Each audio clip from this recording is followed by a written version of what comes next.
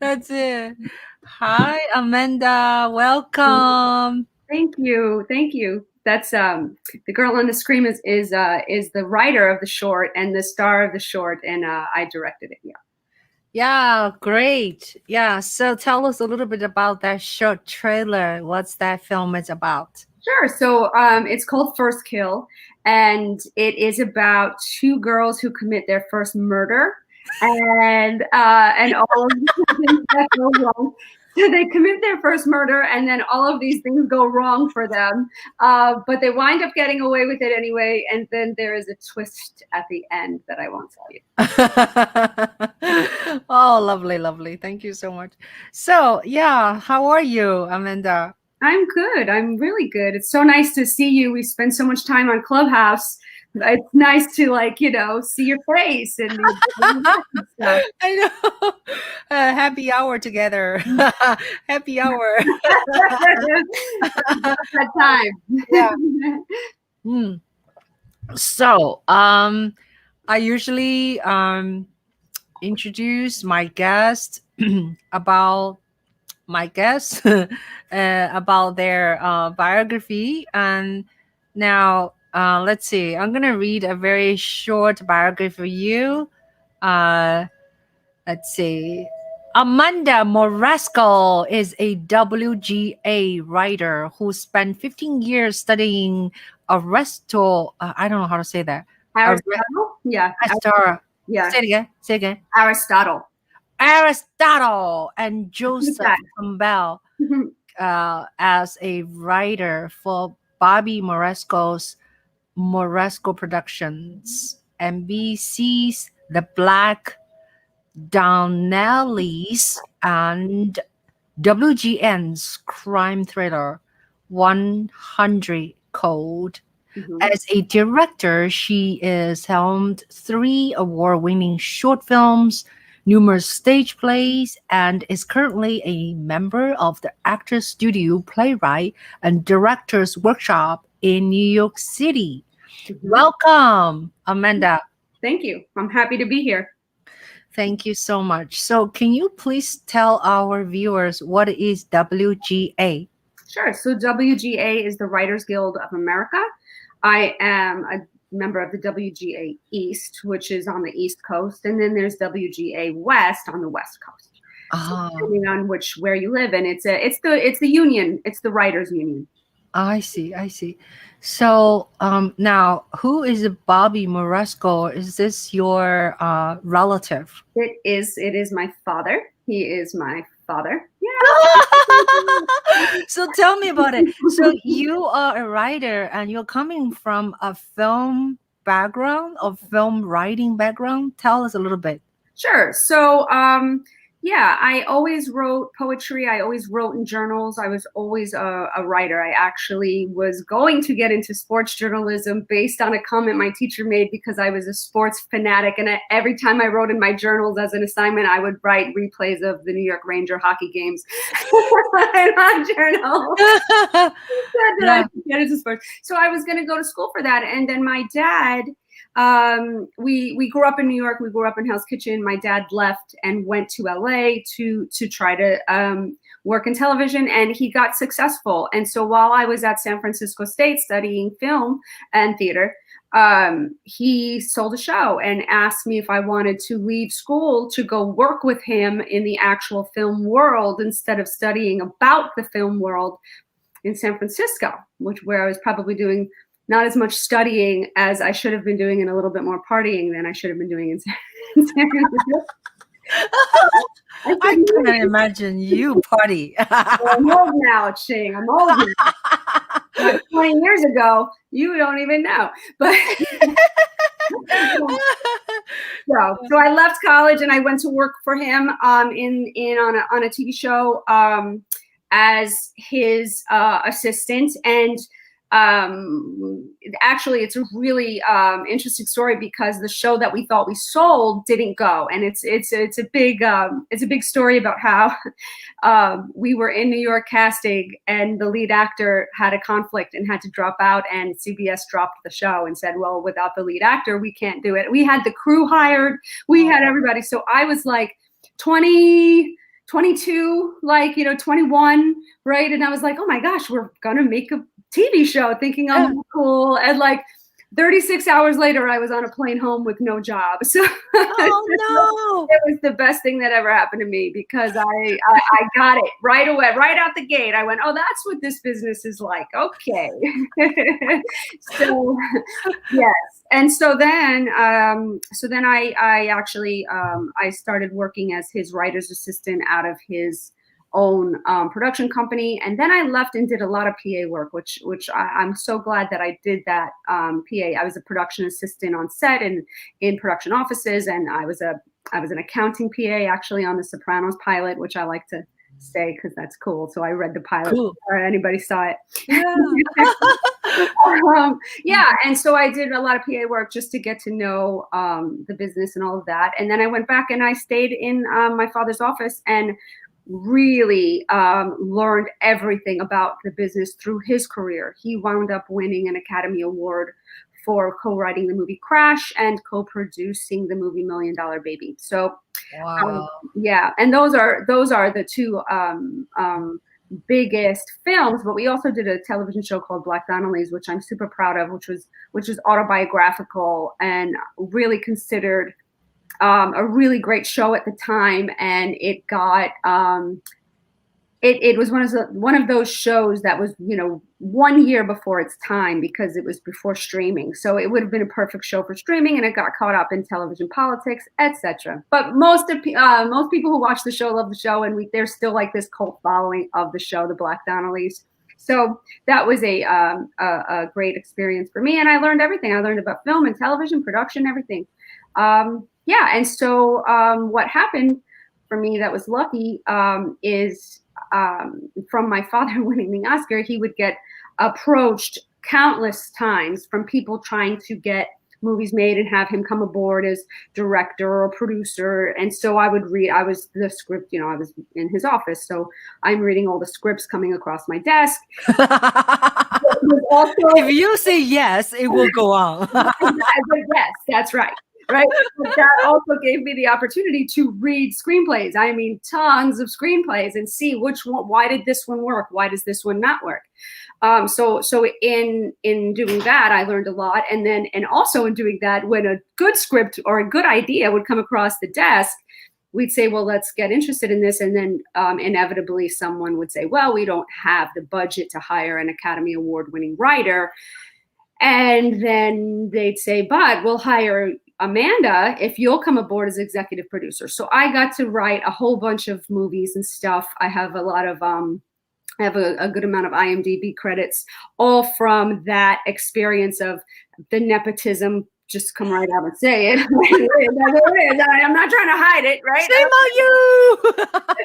Because I know how lucky I am, right? So get the hand-me-down jobs, and not to put myself down, because I wouldn't get another job if I didn't do well with the first job, right? So every time I got one of those jobs and I did a good job, I wound up getting another one. So yeah, so that was my career for a really long time, and I was able to do that and raise my children. So my oldest son is 20 and my youngest son is 12.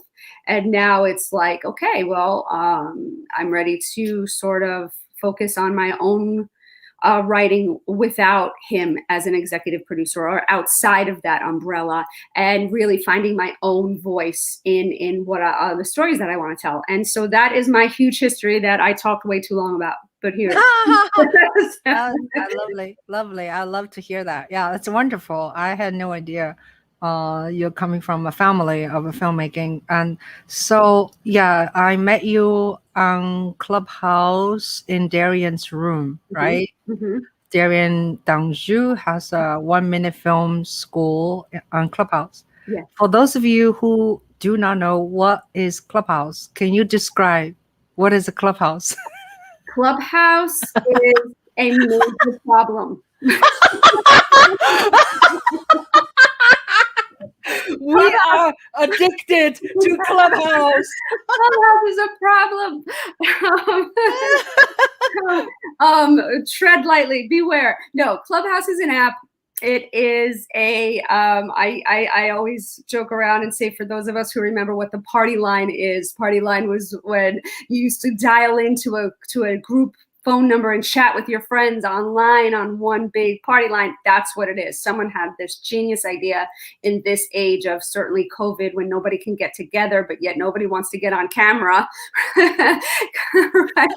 So we're going to make a voice-only app where you can create your own clubs. So in Clubhouse, you create your own clubs. So we are members of the Screenwriting Club. I'm a member of the Thriller Club.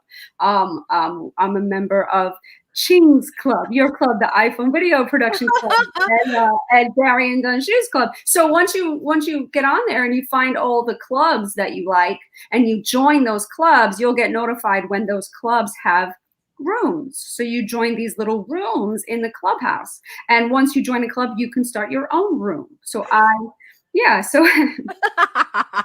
you can be Clubhouse 24/7. Basically. No, especially if when you spend time on the app, right? So if you're new to Clubhouse, I suggest giving it just a week and just going in, finding the things that you're interested about, what clubs you want to join, right? And just listen. And what will happen is you'll start to really hear who's on your same wave, and you'll say, oh, we think the same. I like what this person is saying. I'll follow them.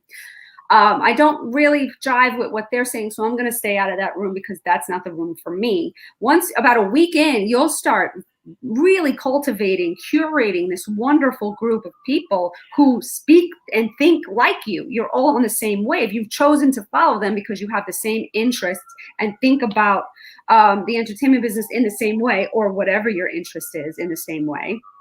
But the problem is now all of the people you follow are having these amazing conversations all day long, right? What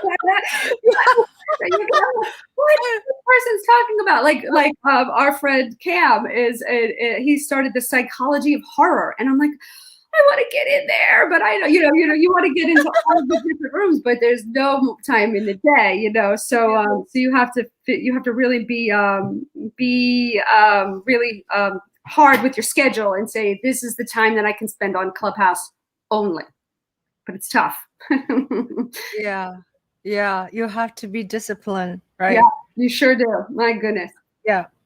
So you describe Clubhouse so good, so well described, so that's wonderful. And so we met on Clubhouse, and then one day, I was like 6 weeks ago, maybe 5 weeks, I don't know, 6 weeks. I was in my room conducting iPhone video production. You're, my supporter. You come in all the time. So when I said, oh my God, tonight I have a video production gig, I don't know what to do. Do you remember that? Yeah. And you said, I need a man. I'm short a man. And now I'm sitting listening going, well, at Lincoln Center, I'm a half an hour from Lincoln Center. I would love to do this. And part of the reason why truly is because I directed 3 short films, all with full crews. So I was lucky enough to direct my movies with DPs and all kinds of lighting and lighting kits and just everything that you could possibly want on a set. I didn't have to think about anything. The only thing I had to think about was the creativity, the story, and the shots, the shot list, and what we're going to see. And then I say to the DP, this is what I want to see, and they did it, right? And that was a luxury. Now I'm here. I'm in New York. I don't have those crews in New York like I did in LA. I don't have access. And not only that, I don't have necessarily a budget right now to put together a crew. So I felt handicapped. I come across your room, Ching, iPhone video production, and it always seemed like something that I couldn't do. Like, well, I can't make an iPhone movie. I don't know how to do that. And I was like, you know what, let me hop in. And the wonderful thing about your room is the constant reaffirming that you can do it. You absolutely can. Here's how. Here are the tools that we use. Here are the apps we use. Here's how you can get what you're looking for. So you go in and you say, I want to shoot this. How can I accomplish this? And Ching yourself and all of these other wonderful people hop in and say, I'll help you. I know how to do that. And I'm like, what? What is this place? It's like, you know, okay, I can do it. Yeah, unbelievable.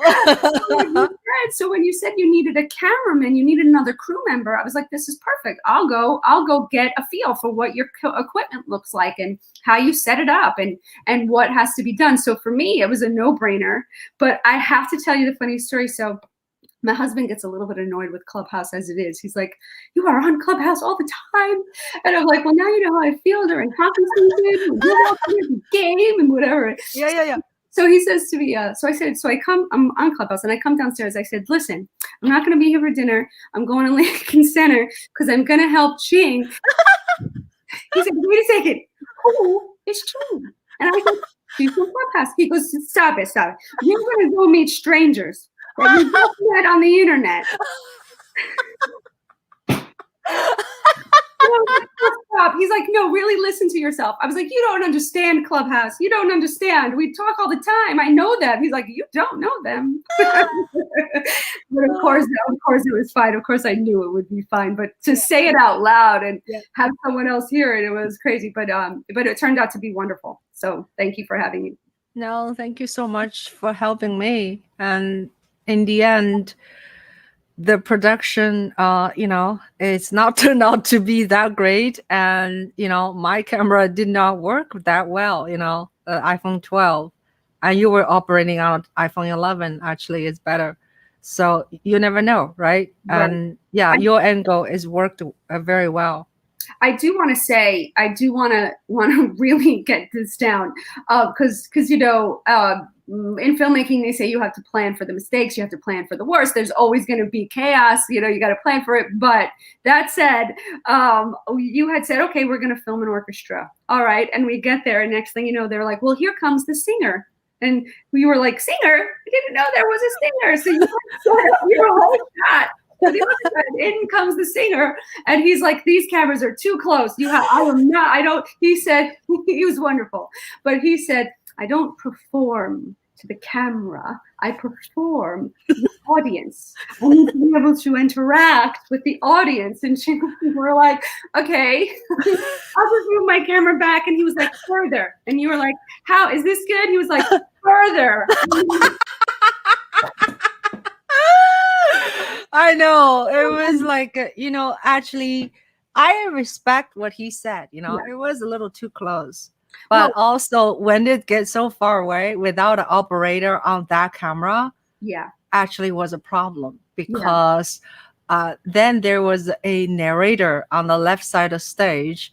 It was not included in the frame, So the next lesson is, if you want to have camera 1, camera 2 as a same operator, those camera has to be very close, actually, not so far away. During the concert, I cannot possibly walk into camera 1 to check how it looked like, Right. So anyway, so shit happens during the performance. And that's the moral of the story. Yeah, but I really appreciate you. Yeah. So let's talk about you as a screenwriter. There must be a lot of rules about how to write, especially not only write screenwriter or stories, and there must be a format that people know how to write a script. So how does one know that, and their way of learning it? Yeah. Well, it's a really good question. And a big part of the problem is that if you're a brand new screenwriter and you don't know anything about it and you Google how to write a screenplay, you're going to get bombarded with so many different options of books to read and shortcuts to take and formulas that might help. You have all of the most popular screenwriting books, etc. I won't name them. We all know what they are, right? We won't name them, but they're out there. Here's the quick fix. Here, you want to learn how to write a screenplay? Here you go. Here's the formula, right? And so that always kind of upsets me, because what happens is when I'm doing script consults, or even when I'm reading my friends' screenplays, I get products that are half done. They're products that are Raggedy Ann and Andy sewn together of pieces here and pieces there, because they were told from a book that all you have to do is put these pieces together. And that's really not what screenwriting is all about. And the only reason why I know that is because I learned screenwriting from people who were winning Academy Awards. So so what I learned from my film school is that you have to find the story first. So there's a whole process of writing that has to happen before you can actually write, and I don't hear a lot of people saying that. So it's trying to figure out just the process of how to get your idea into a script form, and then on top of that, it's all of the format rules. How do you write it, interior, exterior? How do you format a shot? So the language of a screenplay is also another barrier. So there's so much to take in, and sometimes I get a little bit disheartened when people who don't even consider that just say, I'm going to write a screenplay and just start typing. And you got to kind of learn how to do it before you can do it. And so so what I do is I teach screenwriting workshops, and I talk a lot about story structure, what people aren't talking about, which is plot paradigm. And what you're finding in those plot paradigm books is not story structure. It's not story, it's plot. They're two totally different things. So that's one of my biggest passions, so that people who don't know and are new, I'm trying to cut them off at the pass and say, don't go that way yet. You're not ready for that yet. We got to find your story first, So yeah, so that's my passion. And when I say story, I'm talking about what is in my bio. I studied Joseph Campbell's Monomyth. That's what I studied for a long time, on how to use this roadmap that he gave to us to find your story. So who is Joseph Campbell? So Joseph Campbell was a I guess you could call him a philosopher, you could call him an educator. He's a person who studied all of the myths of the world since the beginning of time. So he studied a ton of things, right? But for screenwriting intents and purposes, right? He studied all of the great myths and all of the different major civilizations, and started to realize that no matter what the time period or the civilization was, every myth was coming back to the same story of someone on a journey who goes through these phases of transformation to get something that they want at the end. And in the middle of that journey, they go through trials and tribulations, and they have to prove themselves. And in proving themselves, they become worthy of winning the thing that they want at the end, or they fail. And we understand why they failed, because they failed their tests, right? And they weren't worthy. And so it becomes this really cathartic journey that we're on with your main character. And that is what he called the monomyth. And he identified all the stages of this journey and diagrammed it as if it's a wheel. So if you Google Joseph Campbell's Monomyth, a million diagrams will pop up. I have them on my Instagram over and over again, of pictures of this monomyth wheel. I don't need to, if you like, I can tell you what the stages are, but I do have a podcast episode where I explain it all in detail. So there's that. But that's what the monomyth is. And what happened was, somewhere along the line, someone accused, but that's what the monomyth is. Sorry. Someone accused using the monomyth of being formulaic, as if everybody's going to have the same story. Which is false if you're using the monomyth correctly. So this is one of my biggest passions. Cut people off at the pass. Don't buy the other plot paradigm books. Learn how to use the monomyth without being formulaic, because that's what works. So that's Joseph Campbell. That's wonderful. So now tell me a little bit about your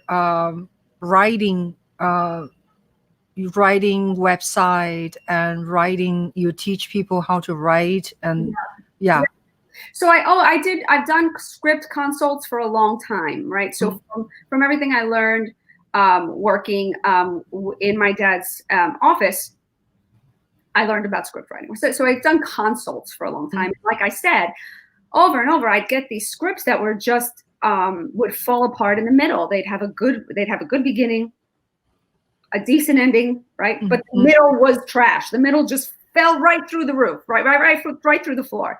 And I'd say, why? Why is this happening? And it occurred to me because nobody knows how to write the middle of a screenplay.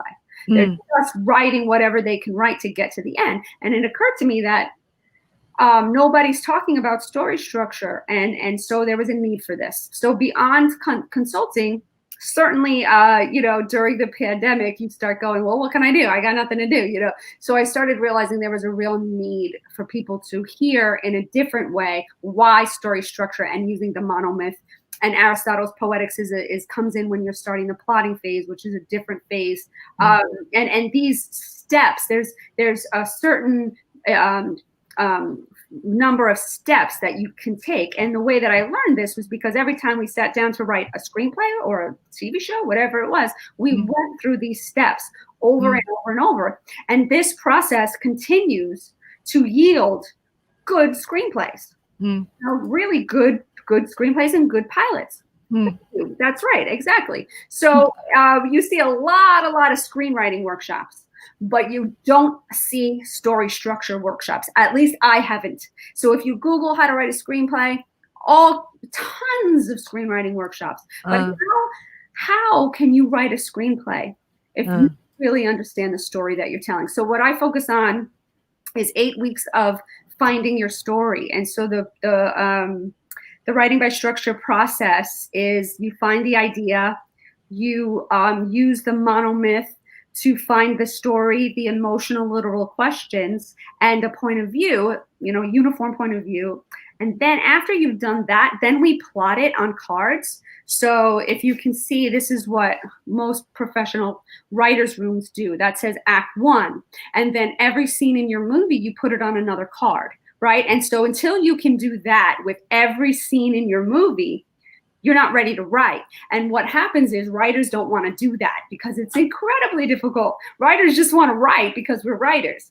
So it's been my passion to spread the word of how exactly you do this process of finding your story and then plotting it. Story is what happens. Plot is how it happens, and really digging into that before you write a single word. Fascinating. So this is your, let's say, writer structure. Right. Yeah. So people can enroll. Thank you. On your workshop. Yep. Thanks. Our next session starts in October. I only keep a certain number of slots because it is an intensive process, so there can't be too many students. But yeah, so the next one opens in October. And I'm really looking forward to having my students speak because what's happening, I'm going to put together a little video of them talking about their experience with the process. Because what's happening is they're understanding how much easier it makes screenwriting. Actually, you think it's harder because it's so many more processes. I'm telling you, it's going to take you 16 weeks to write a screenplay, and people are like, 4 months? I can write a screenplay in 2 months. And yeah, you can, but it's not going to be a good screenplay. Yeah. So nobody wants to hear that the minimum amount of time it's going to take you is 4 months. But when I show them what kind of product that's going to yield, they're starting to really understand the value of it. And nothing makes me happier than that, because you know what happens then? We have better screenplays out there. And that's wonderful. I wanted to write, because I feel like I have so many stories. And Nora Amani is in the audience. She is a remarkable woman, and she's a film festival founder. And she's an actress, and so she asked you a question.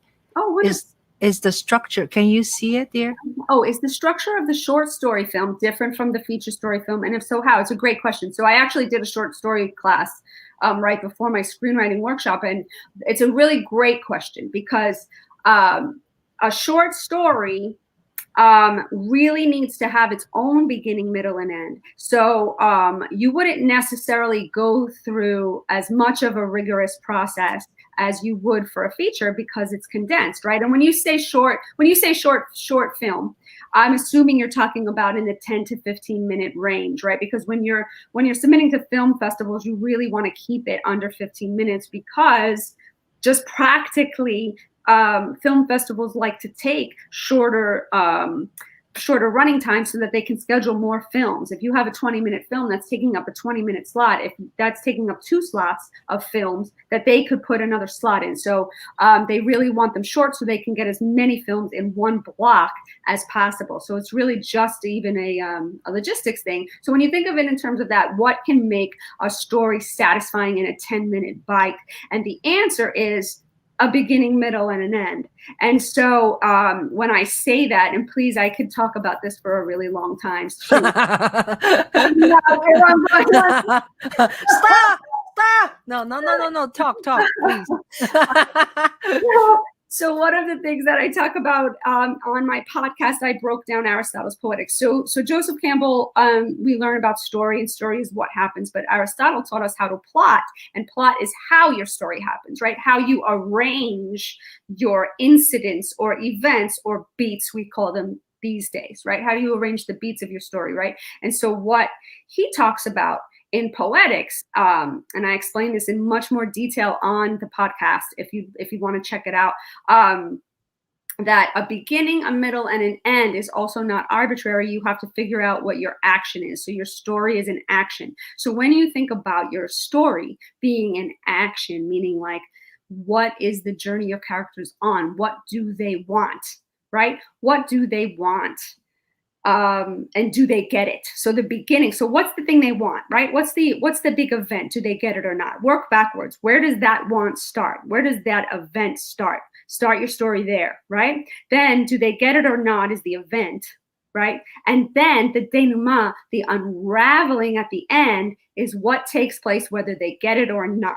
That is a beginning, a middle, and an end, and it's all anchored in what the action of your story is. So the best short films, the ones that are the most cathartic and pack the most punch, are the ones that have a very specific action line. They have a very specific beginning, middle, and an end, even though it's only 10 minutes.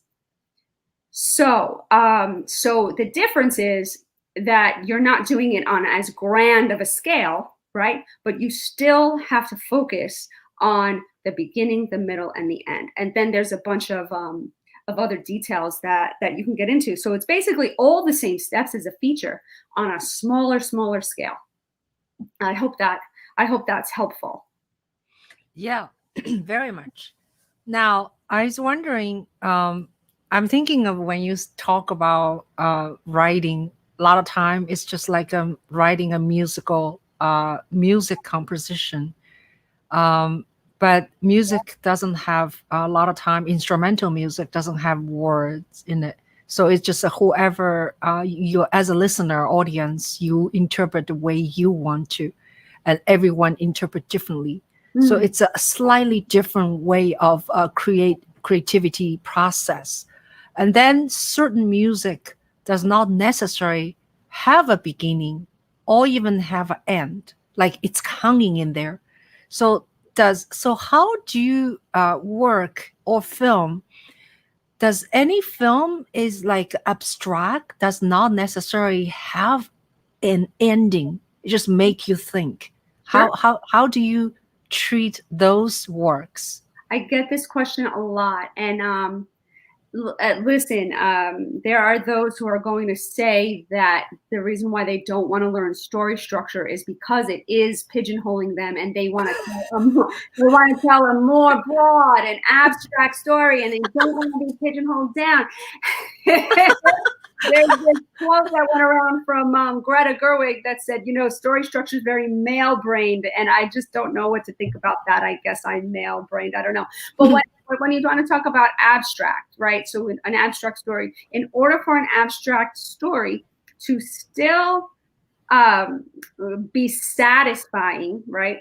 We're talking about a beginning, a middle, and an end of an emotional question. Okay, so every screenplay functions on two levels, literal and emotional, and that's part of finding the story. And so when we work on our story structure using the Monomyth, and I use something called the blob doc. We can talk about that later. But in this process of filling out this document that's finding the story, we have to figure out what your literal question is. That's the plot. And then all screenplays that are great function also on an emotional level. So like an emotional story. So on Instagram, if you follow me, I break down lots of different movies and I say what the literal question is, and then I explain what the emotional question is for that movie. And so you can start to see, oh, right, that was underneath there. There usually is some kind of emotional question driving it. Like what's the hole in your character's soul that they have to fill before they can complete the literal question, which is the plot, right? And so when you talk about abstract stories, the ones that are the best still have a structure. The structure is the emotional question. There's not necessarily this literal plot that we're following that has, at an act 2 break and then, the act breaks and all of that. But there is a journey that's delving into this emotional question. And so that is what makes all of the abstract movies great. It's not necessarily plot driven, but it has to have an anchor and there has to be a journey, and that can be anchored in the emotional question. One of my favorite movies that seems like it's about nothing, but it's not, is Lost in Translation, and I talk about it a lot because it's one of my favorites, right? So I bring it up all the time because I know it so well. You can say there's no plot in that movie. They're hanging out in a hotel for the whole movie, but there's not. They are hanging out in a hotel. But the emotional questions, the emotional journey that those two characters go on, the way they start and the way they end, and how they connect, and how he whispers that thing in her ear at the end that we don't even need to hear. Like you said, Ching, the thing that's beautiful about that movie is it's very similar to music, where we're not getting the answer, and everybody will have their own interpretation of what that last moment of the movie is like. But it is a satisfying ending to a movie titled Lost in Translation. And so that's just my example of an abstract movie that seems to have no structure. It absolutely has an emotional structure. I want to watch that again. So Nora made a comment, said, most film festivals go up to 30 minutes for shorts, but ideally it should not be more than 15 minutes. What you can say in 30 minutes can also be said maybe more effectively in 15 minutes. I agree. I totally agree. 100%. What people, what a lot of filmmakers and screenwriters don't realize is how fast you can get a thought across with the visual. That's what makes the filmmaking the medium that it is. If it's not a stage play. It's not television, right? I mean, it is visual. So you can tell me something in 3 pages of dialogue, or you can tell me something in one shot, in one visual, and it can go like that. And you don't need as much screen time as you think you do. That's wonderful. Yeah. Now, speaking of one shot, you and I were hooked up because Darian Danju's Clubhouse. Mm-hmm. Yeah. Yeah. So I know Darian's not here, but he is such a cool guy. He started this school. So tell us a little bit about. Oof, the Darian Danju 1 Minute Film School has actually changed my life. So I just want to say it like that. So just similarly to your room, Ching, where you walk into a room and everybody's saying, yes, you can, get up off your butt. You don't have to wait. Here's how you do it. Yes, you can, right? And so what Darian has done is given everybody a goalpost to reach. So what it is this. Every month, this session was 2 months. He'll give a theme, and he'll say, here's the theme for the month. And you have a month to write and direct and produce a short film that can only be 1 minute. So you want to talk about telling a story, right? Get that story out in a short amount of time. You're talking about using the visuals to their maximum capacity. And so, so we have this wonderful group who shows up every week and says, oh yeah, I'm working on my story. This is what I need help with, this part of my story. You know, for my story, I need to do this, and I'm using this equipment. And everybody, some people are using their smartphones and some people are using actual cameras. But the point is that how do you tell a story in 1 minute? And how do you produce a movie on a mass scale, but on this little mini scale? So you're learning how to produce a feature, but on a small scale. So one of the assignments, the pre-assignments, where you have to hand in a shot list, you have to hand in an animatic, you have to hand in a mood board, you have to hand in a treatment of your script, then you have to hand in the script. So everything that a feature would need, you have to do this for your 1 minute film. So you've now walked through all the steps that would happen if you were actually producing a feature. And then you go into production, and then you hand in your 1 minute film, and then there's a watch party. I'm really excited because I handed mine in. I did one this month, and we're gonna watch it at the watch party. So I'm excited about it. And it was really the reason why I say it changed my life is this. In this business, there tends to be a desire to puff up your ego, to present yourself in a way that is successful so that you can breed success, right? I'm successful. I know what I'm doing. I'm very smart. You can hire me. I'm better than that person because I am smarter. Unfortunately, that's sometimes what happens, right? You have to present yourself in the better way because it's so cutthroat and competitive and all of that. And that would really get me down, but it would also really mess with my mind, especially, I mean, this is kind of personally specific to me, but having worked in an office and on the level of someone who's getting offers on a mass, on the upper echelon, he's won an Oscar. So the offers that are coming into that office are very different than someone who's not at that level. However, I'm not at that level. He is. So to step off of that and to come down, for a long time, I felt like I had to continue to portray myself in a way that I'm at that level. This is where I was, and these are my contacts because blah blah blah. And I really had to sever myself and say I did not earn those contacts. Those are his, and I made a great name for myself. But I can take myself off. You have the gene. You have the genes. Yes. I took that with me. But to walk into Darian's club and say, I don't know how to run a camera. I don't know how to edit. I don't know how to sound mix. I don't know how to color correct. I don't know these things. I'm not at the level that I wish I was, or I'm trying to portray myself as. And I don't have to hide that. And I certainly don't have to hide that in this room with this community. And that was so freeing for me, and certainly a stepping stone for me to become the filmmaker that I want to become and learn these things. Wonderful. So, all in all, we should, you guys should come on Clubhouse on Wednesday night, which tonight, usually 7 p.m. And then Saturday, and Saturday is 10 a.m. Eastern time. Yeah, and Clubhouse is for everyone now. You don't need an invitation anymore. You can just jump on, and everybody is equal. No one is more superior than others. Right. Something so interesting, Ching. You said that Clubhouse, because it's your voice in your ear, is so intimate.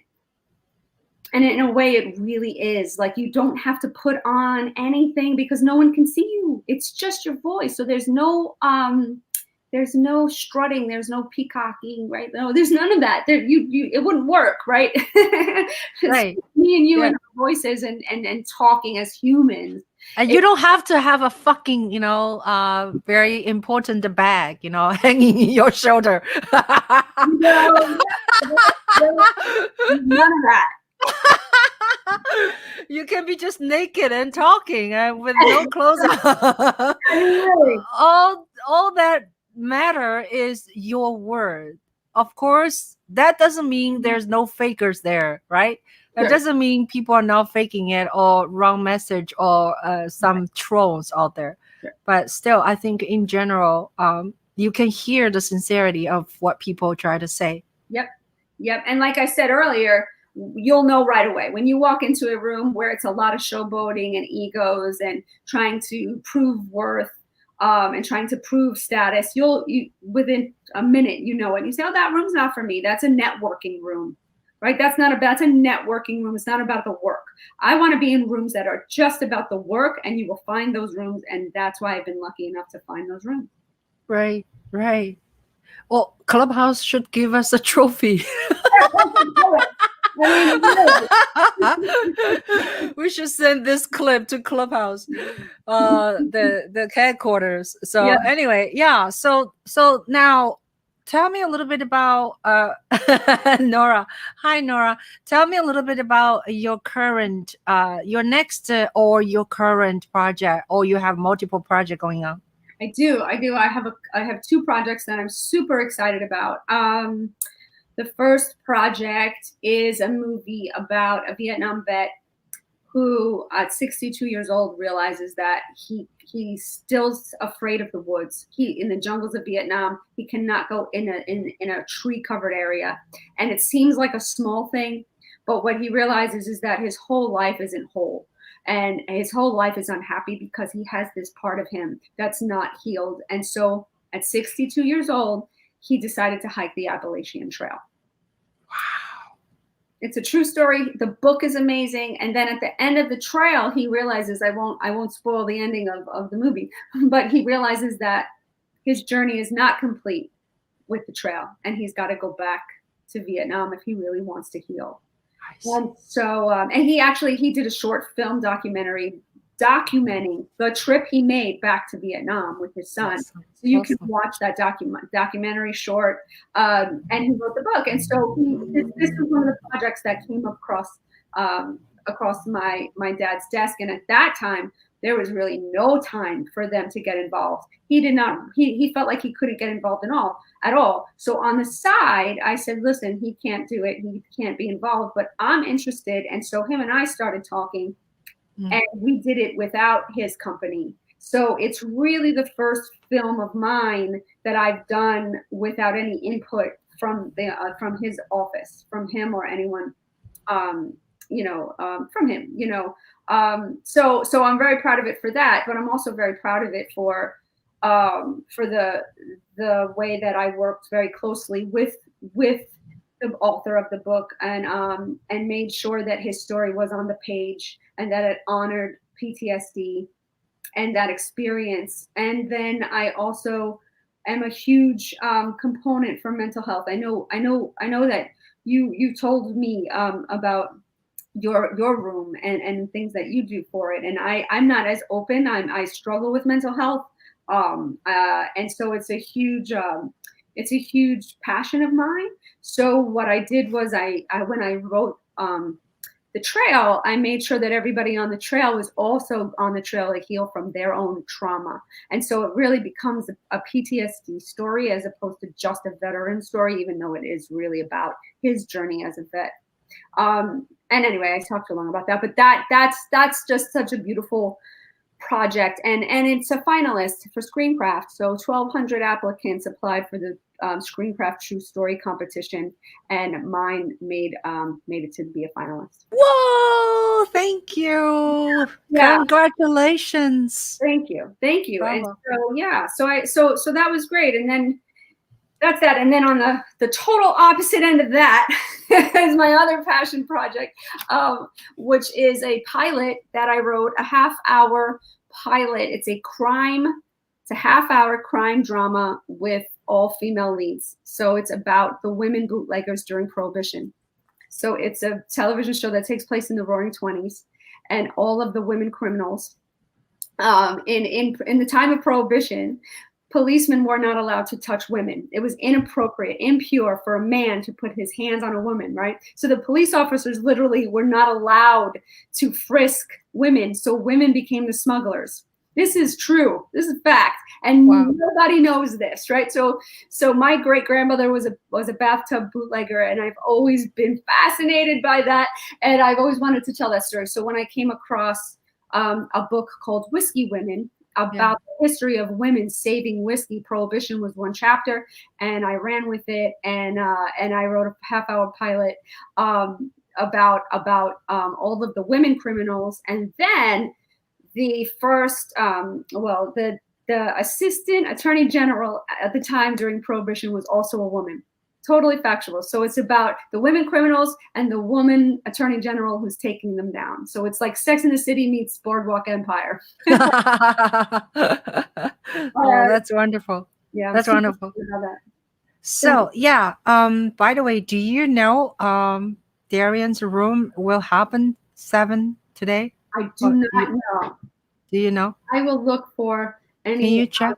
Yes, I will. Okay. So in the meantime, I'm just gonna tell our audience I have several clubs on Clubhouse.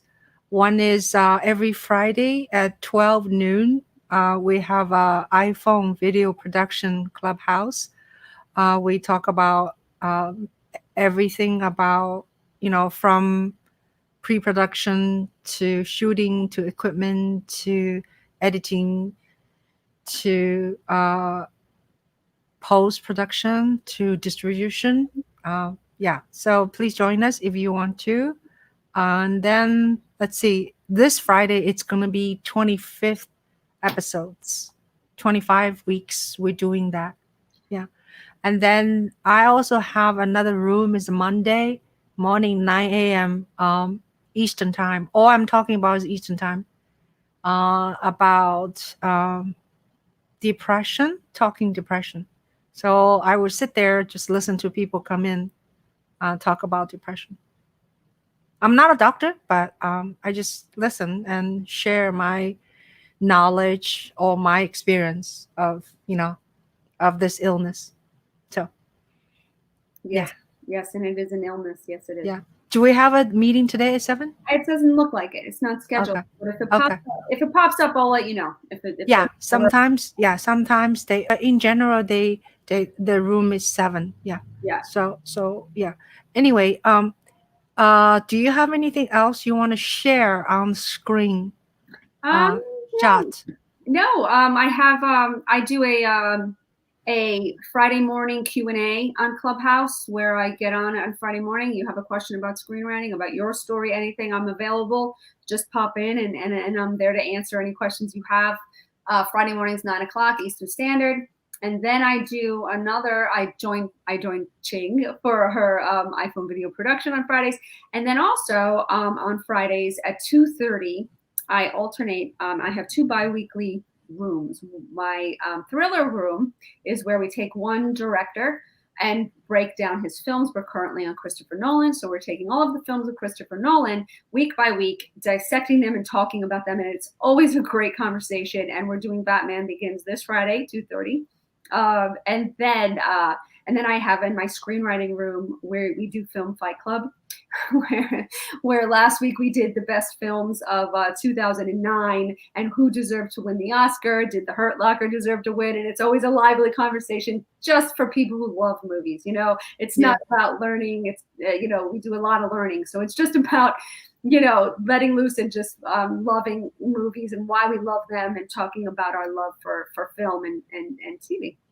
So there's that. That's wonderful. That's wonderful. So now you are a participant for this month, the Darian's school. And can you talk about what you're doing, or you cannot talk? Sure. Yeah. I'm excited about it. Like I said, it's really an adventure for me in not being perfect, because in a way I didn't accomplish what I wanted to accomplish, in that I really just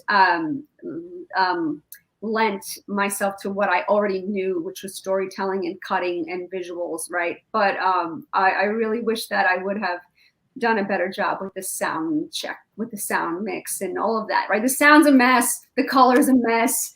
Oh, it's an absolute hot mess.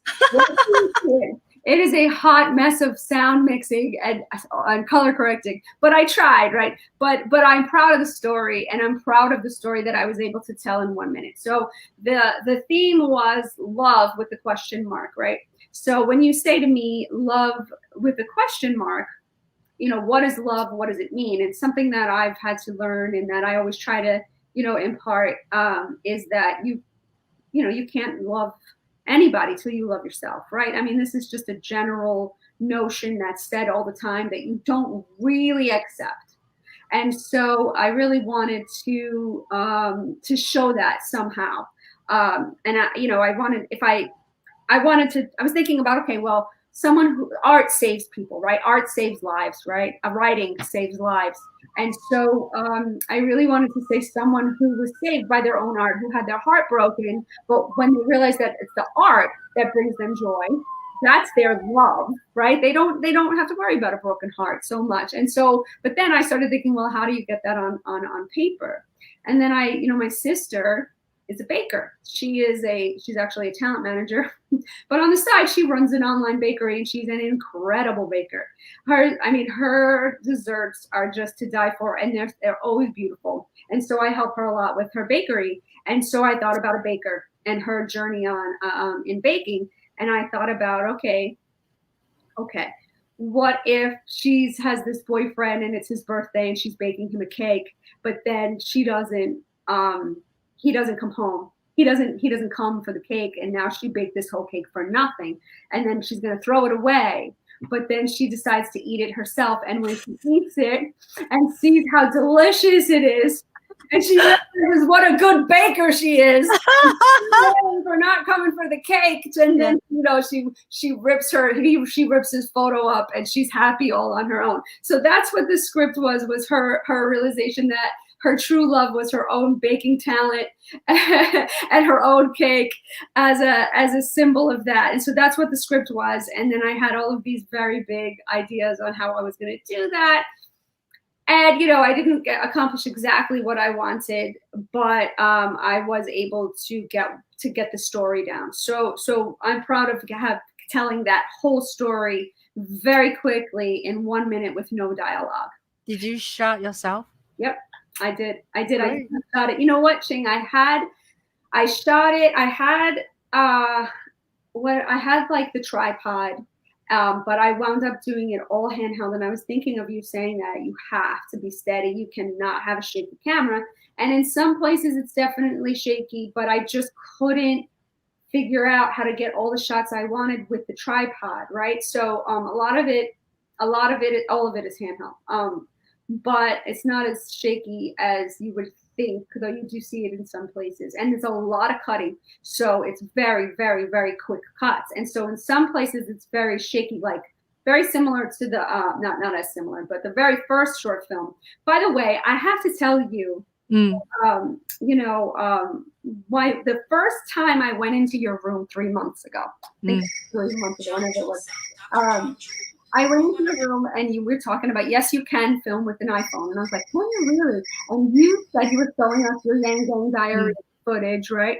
And you said, do you have a cricket in your phone? Sit again. Hold on 1 second. Where's my phone? Hold on. Hold on. Let me shut it off. Sorry. I thought you had a massive insect joining the party. Sorry. I thought that was sorry. I don't even remember where I put my phone. So you had a grasshopper that came to visit.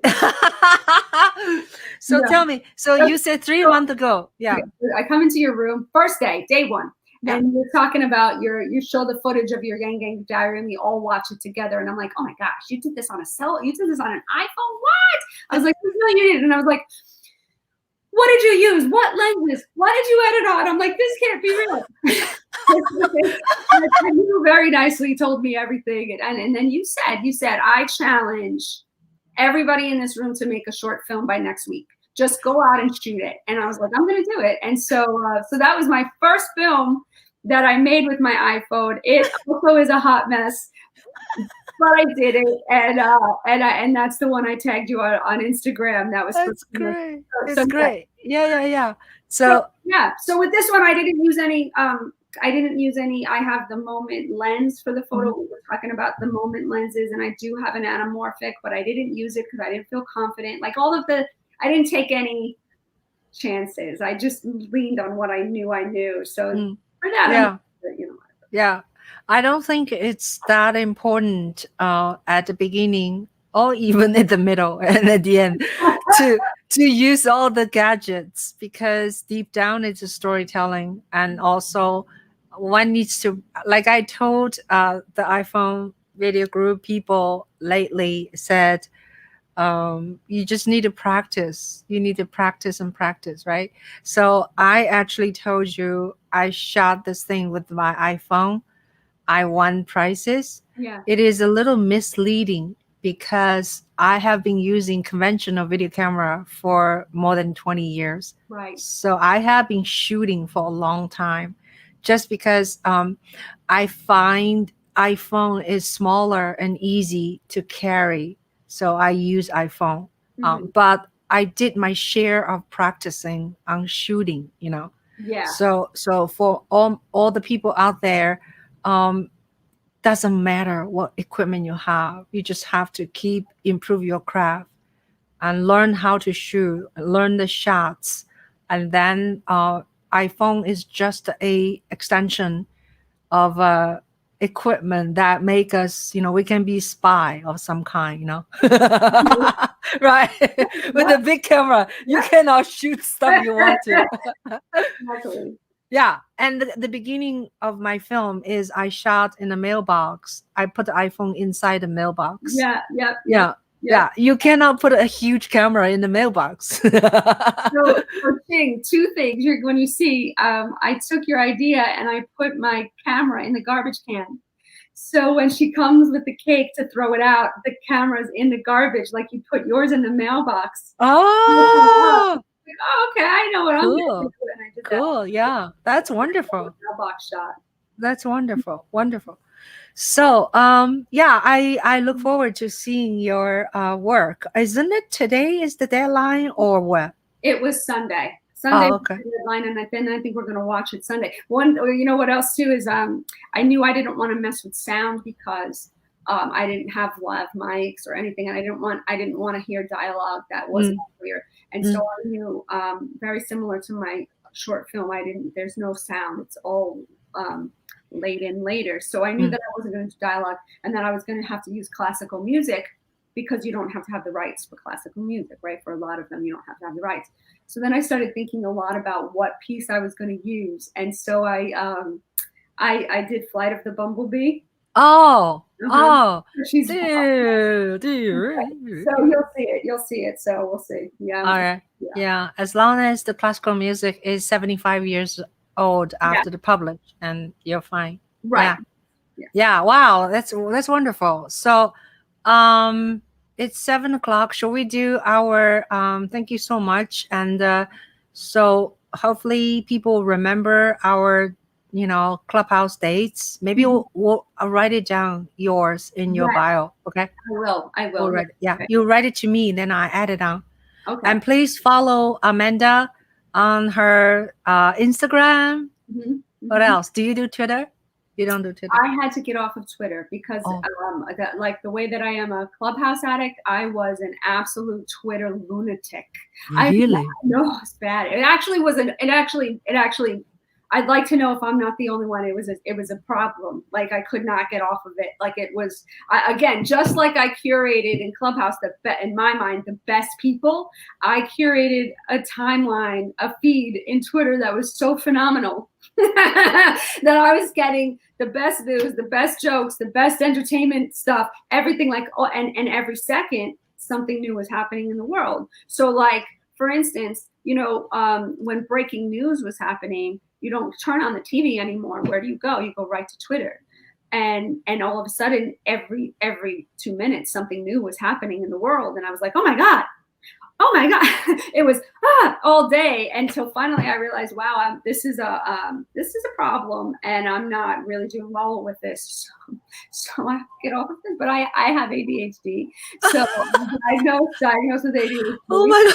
And so this was a problem for me. So Twitter was bad. So I know the answer is no. And I don't want to. So Instagram doesn't do like that to you?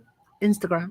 For some reason, it does, but I have a little bit more control over myself with Instagram because it feels like entertainment, whereas Twitter felt like news. It felt like important. It felt like I couldn't miss something. If I missed something on Twitter, it was going to be I was going to be behind something. The earth is gonna shatter. Yeah, or I'm not going to be knowledgeable. I don't know who's taking over this studio. This person's taking over this studio. What did they do? I have to apply. I have to send them my stuff. Oh my gosh, we're going to war. Did you know? Wow. Whereas Instagram is funny pictures. It feels more like leisure that I say, okay. Wow. And so they have timers now, so I'm able to put on the timer that says, it's been an hour. Sometimes I ignore the timer. Wow, that's awesome. Wow. So I am on Instagram, and I share a lot of resources. Actually, today I just put up a video. I just put up a graphic of all of my free resources. So you can see everything: my podcast, my YouTube videos. And then the hashtags that if you follow them on Instagram, it's archived all of the resources that I've shared. That's wonderful. Yeah. So please, people, subscribe Amanda's YouTube channel. I think I actually went to your YouTube channel. You have a lot of content there. Yes. And I definitely, one of my goals for the future, the coming future, is to really clean up those videos, because those videos I made, I have a Patreon too. And my Patreon, twice a month I do Zooms where we break down story structure of movies. We're about to start doing pilots, and so I make videos for my patrons. And then when I made those videos public, I realized they are the production value is not as great as I want it to be. So I really need to go in and clean those videos up. But the content is solid. Like the information I'm sharing is valuable in my opinion. So don't be put off by the production. Oh, do you know on YouTube has a very good feature that you can edit your video on YouTube? Yes, but you know what happens, and this might be my computer, or it might be my internet, but when I try to edit my video on YouTube, the sound doesn't sync. It never syncs the sound correctly. And so I was getting frustrated, but I'm thinking that might be an internet issue for me, or maybe a bandwidth issue on my computer. I don't know. Like it can only let you cut certain portion. Yeah. You cannot add things in. But say if today we did this session, if I go back to watch, if I don't like certain things I said, I can just clip the section off and it works out for me. Yeah. So I don't know what is you're talking about the sound. You want to try again? Try on another one. Yes, I will.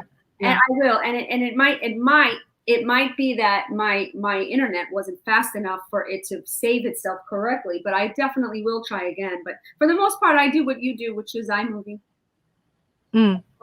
But you're right, the videos are all up there already. So to re-download them to iMovie and then reload them back up might be a step I don't need to do if I can figure out how to do it. You don't want to redo it because you lose your viewership. You just cut the video on YouTube. You know that, right? Yes. You just click on edit, editor, and then you go in there and you can click on like clip or whatever what they call. So I can walk you through if you want me to. Thank you, Ching. I really appreciate that. Yeah. That's where I definitely need help. Yeah. So I have a question for you about writing. Okay. And then after that, let's do the let's do the rapid show. Okay, so for instance, I have a lot of stories of me and my family. A lot of people ask me to make a movie of myself or write a book or whatever. So do I write something first and then write a screenplay? What's the order? It's a good question. So it's a valid question. So I would say The production answer, the business answer is definitely write the book, because everybody wants a book to make a movie out of. So if you write a book, right, you're the author. You could self-publish that book, and now you have an IP that you can now sell the rights to get the money to write the screenplay. Okay, so lots and lots of production companies want books so that it's not some random story. We know what the story is. It's in the book. It's like an anchor. Like we have a proof of concept, right? So the business answer is write the book first, right? But if what you have in your head is the screenplay and it's ready to, like, you have it fresh and you're seeing it visually, write both. Write the screenplay first if that's what's at your fingertips.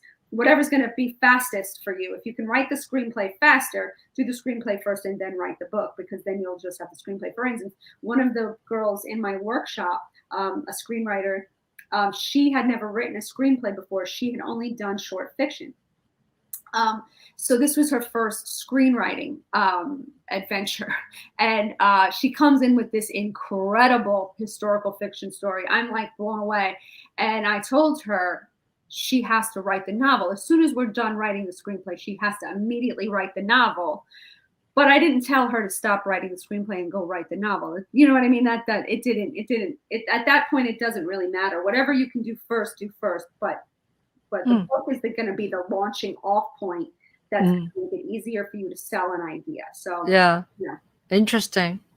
I probably, just from top of my head, I probably would write a book first, just because it is the story. There's a lot of stories of my life, so I probably wouldn't even know where I start the film. Let me tell you this. I would love.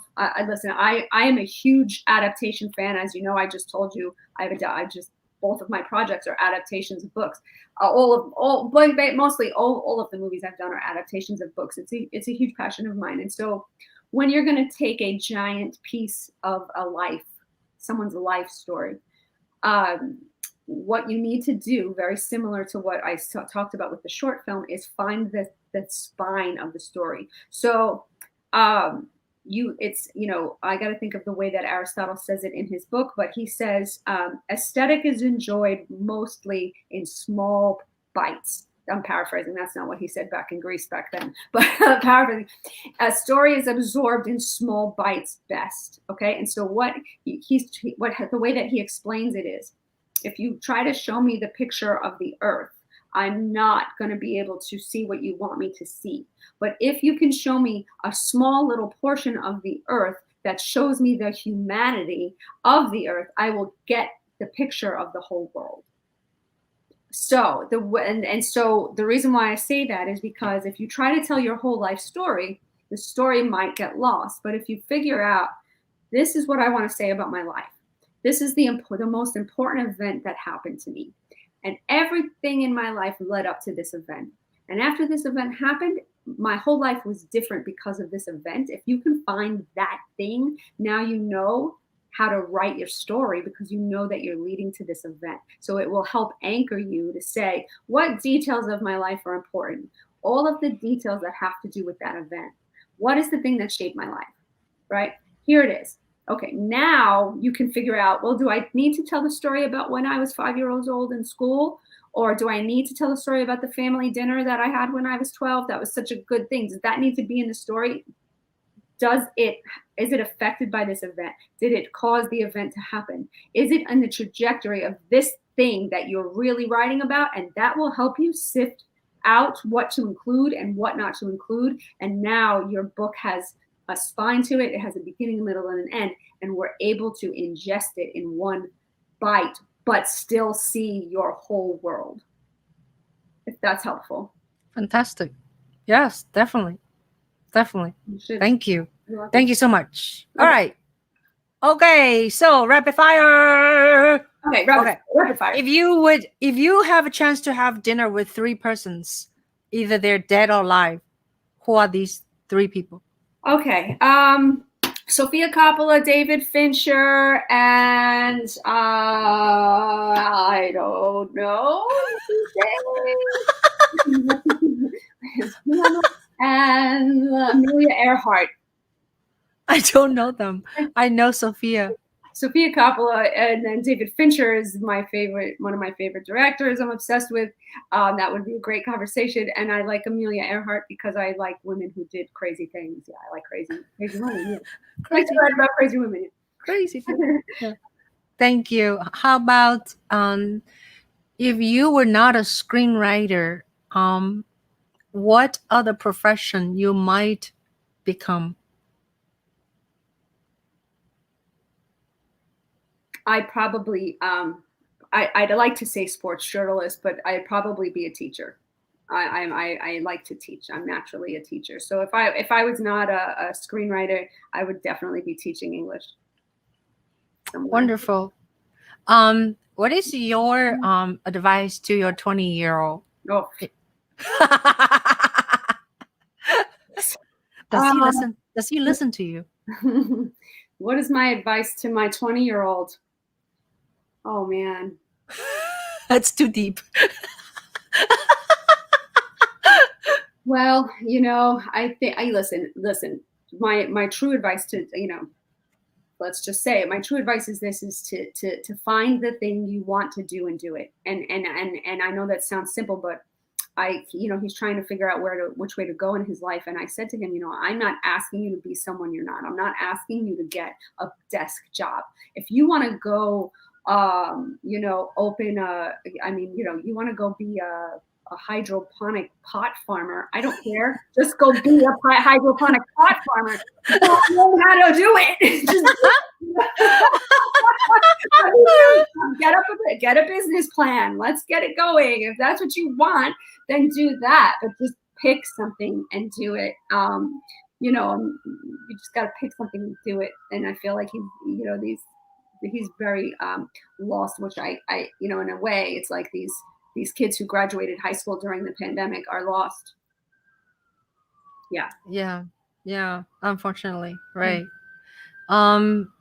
If you would win $25 million tomorrow, what would you do? I would open a production company in a heartbeat. Tomorrow we'd be making movies, Ching. We'd be making movies, conscious movies that make a difference. I'll play the viola. I'll serenade you. Awesome. Now, I don't know how many places you have visited as a traveler. Do you have one place you really want to stay, live, if you don't have to worry about, you know, financial or time strain? Which city, which country you would like to stay? Well, so I'm Irish Italian, and I've done Italy. No wonder you're so crazy. Yeah, like me. Irish Italian, crazy. We eat, we curse, we danced. You drink. Yeah. Yes. But I haven't gotten a chance to go to Ireland. My family comes from County Cork, and I haven't gotten a chance to go, and I have this deep desire to go there. So that's and I, you know, have a dream of, I don't know, being a sheep farmer someday in Ireland. I can see that. That. You, a farmer. Yeah. So what's your favorite color? Blue. Yeah. What is your favorite food genre? Mexican. Spanish. Well, both. No, anything Latin. Yeah. So if you had a chance of voting for like 4 days work, right now people are working 5 days. Would you ever vote for people who work only 4 days? Yes. Yeah. Yes. Please, God. Well, you know, people would be so much more productive, and everybody should be able to work from home if they can. Yeah. Now people like get used to it now because pandemic. Now people don't want to go back to work anymore. Yeah. That's funny. So yeah, I was gonna say, can you name 3 films you think you all time you like? Oh, yes. I mean, me and my family, we sit around and do these lists all day. Like, we, what are the top 5? Anyway, yeah, my favorite movies off the top of my head are Jaws, Heat, Seven. I have another favorite one that now I can't think of, but yeah, Jaws is way up there. Heat is way up there. Seven is way up there. I like suspense thrillers. I like complex storytelling. I like noir. I like in-depth kinds of things much more than I like lighthearted things. Yeah. Great. Thank you. If I were to take you out for a happy hour right now, what should I order for you? Oh, probably margaritas, right? I mean, that's where we're going, and we're going to go have some margaritas. Margarita! Yay! Okay. Slowly. Last question: coffee or tea? Coffee. I built up a love for Turkish coffee. That's strong stuff right there. Yeah, it's so good. But it does not make you like, it doesn't have that much caffeine actually. Can you believe? Yeah. Oh, it's like no. I can have Turkish coffee right now still at 6 o'clock. I still do not does not affect my sleep. Wow, that's very interesting. I'm gonna have to try it. Where do you get it? Where do you get it? I bought that in Santa Barbara when I was in a Turkish coffee shop. Very nice, very nice. Yeah. So I made a short film. You can see that in 4 minutes on my Instagram, also on my YouTube channel. So people, please prescribe, please subscribe my YouTube channel, this channel, Juhl Media. So yeah, and I made a short kind of light just video about the whole experience of Turkish coffee. Ooh, yeah. Okay, I'm gonna go check it out. Yeah. Okay, so it's so great to see you, Amanda. Thank you for having me. Yeah, and it's a lot of fun to chat with you and pick your brain. It was fun chatting with you, Ching. Yeah, so take care, and I will see you very often. Yes. On Clubhouse. Yeah. Okay, bye. Thank you so much. Thank you. Bye. Bye, everybody. Everybody, thanks for being with us. Thank you for coming.